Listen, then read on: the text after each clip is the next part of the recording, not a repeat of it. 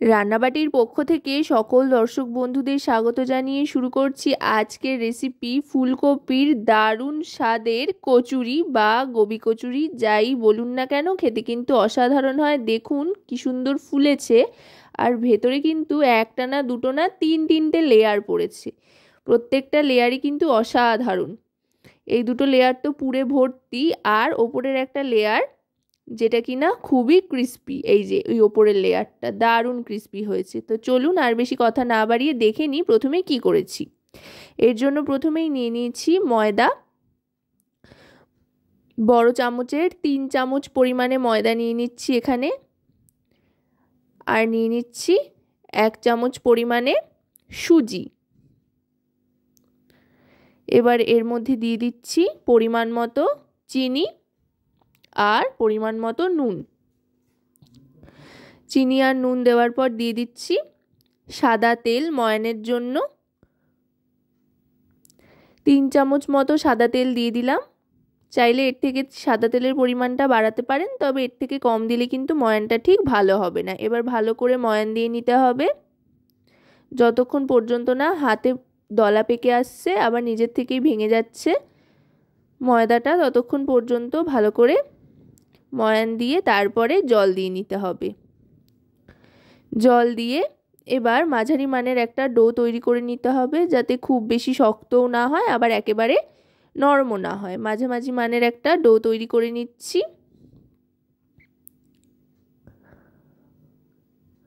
দেখুন ডোটা কিন্তু প্রায় তৈরি হয়েই এসছে। খুব সুন্দর একটা ডো তৈরি হয়েছে। এবার এটা ঢাকনা চাপা দিয়ে দেব 15 থেকে 20 মিনিটের জন্য। এটা যতক্ষণ রেস্টে থাকবে ততক্ষণ ফুলকপির পুরটা তৈরি করে নেব। এখানে ফুলকপিগুলো মাঝারি সাইজ করে কেটে নিয়েছি। এখানে আমি ফুলকপিগুলো কিন্তু ভাপিয়ে নিইনি, কাঁচা অবস্থাতেই রয়েছে, সেই অবস্থায় গ্রেট করে নিলাম। ফুলকপিটা গ্রেট করার পর এবার কড়াইতে সাদা তেল গরম করা হয়ে গিয়েছে, এতে দিয়ে দিলাম 1/2 ইঞ্চি পরিমাণে আদার কিমা। তারপরেই দিয়ে দিলাম গ্রেট করা ফুলকপিটা। এবার ফুলকপিটাকে একটু ভালো করে ভাজা ভাজা করে নিতে হবে। ফুলকপিটা একটু ভালো করে ভাজা ভাজা করে নেওয়ার পর দিয়ে দিচ্ছি 1/2 টিস্পুন হলুদ গুঁড়ো। এবার দিয়ে দিচ্ছি রোস্টেড ধনে আর জিরে গুঁড়ো 1 টিস্পুন পরিমাণে। এবার দিয়ে দিচ্ছি কাশ্মীরি রেড চিলি পাউডার, এটাও 1 টিস্পুন পরিমাণে দিয়ে দিলাম। এবার দিয়ে দেব পরিমাণ মতো নুন, আর দিয়ে দিচ্ছি সামান্য চিনি। এটা অপশনাল, যদি না চান তো নাও দিতে পারেন। এবার ভালো করে সমস্ত গুঁড়ো মশলাগুলোর সাথে ফুলকপির যে মিশ্রণটা রয়েছে গ্রেট করা ফুলকপি, সেটাকে ভালো করে মিশিয়ে নেব। এবার দিয়ে দেব ধনেপাতা কুচি। ধনেপাতা কুচিটা দিয়ে ভালো করে মিশিয়ে নিতে হবে যাতে চেয়ে না থাকে, যেহেতু পুর হিসেবে তৈরি করছি সেই জন্য। একদম ভালো করে মিহি করে মিশিয়ে নিয়েছি। দেখুন ধনেপাতাটা কিন্তু আর বোঝা যাচ্ছে না। এবার এটা রেখে দিলাম কড়াইতেই, গ্যাসটা অফ করে। আর এইদিকে ময়দার ডোটার দিকে আবার চলে এসেছি। দেখুন এটা কিন্তু আরও অনেকটা নরম হয়ে গিয়েছে। এবার এটাকে আরও খানিকক্ষণ মথে নিতে হবে, কয়েক সেকেন্ডের জন্য মথে নিয়ে তারপরে এর থেকে লেচি কেটে নেব।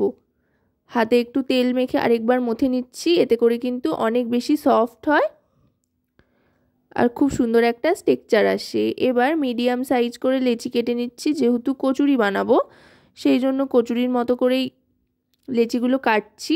তবে কচুরি যেহেতু সেই জন্য একটু কিন্তু মোটা করে বেলতে হবে। সেই অনুযায়ী এরকম বাটির মতো করে তৈরি করে নিয়ে এর মধ্যে এবার পুরটা ভরে নেব। একটু মোটা অবস্থাতেই রাখতে হবে, খুব বেশি পাতলা করলে কিন্তু চলবে না, তাহলে কিন্তু ফেটে যাওয়ার একটা ব্যাপার রয়েছে। এবার এইভাবে মুখটা আটকে নিচ্ছি যাতে কোনো দিক থেকে ফাঁক ফোকর না থাকে। এইভাবে কিন্তু প্রত্যেকটার মধ্যেই, প্রত্যেকটা লেচির মধ্যে ফুলকপির পুরটা ভরে নেব।